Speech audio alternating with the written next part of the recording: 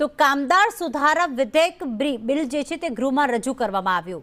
48 કલાક કામ કરે તો સવેતન 3 દિવસની રજા મળશે। 9 કલાકની જગ્યાએ 12 કલાક કામનો વિધેયક પણ રજૂ કરવામાં આવ્યો। શ્રમ રોજગાર મંત્રી બળવંતસિંહે વિધેયક ગૃહમાં રજૂ કર્યું છે। કામદાર ઓવરટાઈમ કરે તો ડબલ પગાર આપવો પડશે તેવો બિલમાં ઉલ્લેખ કરવામાં આવ્યો। હિરણ અમારી સાથે જોડાઈ ગયા છે। હિરણ, આ બિલ આખરે રજૂ કરવામાં આવ્યું છે, કઈ કઈ બાબતોનો તેમાં ઉલ્લેખ છે? મંત્રી બળવંતસિંહ રાજપૂતે આ બિલ રજૂ કર્યું છે, જેમાં 4 દિવસ 48 કલાક કામ કરે તો એને 3 દિવસ એટલે સતત 4 દિવસ કામ હોય તો એને 3 દિવસ સવેતન રજા આપવી એ પ્રકારની જોગવાઈ આ બિલની અંદર કરવામાં આવી છે।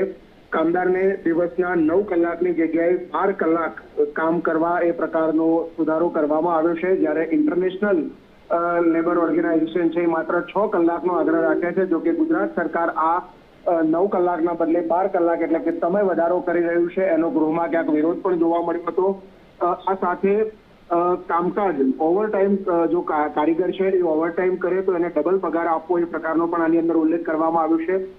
3 માસમાં અગાઉ 75 કલાકની જગ્યાએ 125 કલાક ઓવરટાઈમ 3 મહિનાની અંદર થાય એ પ્રકારનો ઉલ્લેખ આ બિલની અંદર કરવામાં આવ્યો છે। સાથે કોંગ્રેસ તરફથી જ રજૂઆત હતી કે જ્યારે ઇન્ટરનેશનલ લેબર ઓર્ગેનાઇઝેશન અને વિશ્વના દેશો અઠવાડિયાના 5 દિવસ એટલે કે સોમથી શુક્ર કામકાજ કરવા માટે અને એમાં પણ 6 કલાક કામદારોને કામ મળે એ પ્રકારની ઝુંબેશ ચલાવી રહ્યા છે। એની સામે ગુજરાત આ જે નિર્ણય કરી રહ્યું છે એ ખોટો છે। શ્રમિકોના હિતમાં સમય ઘટાડવો જોઈએ એ પ્રકારની માંગણી કોંગ્રેસ તરફથી કરવામાં આવી। આભાર હિરેન તમામ વિગતો માટે।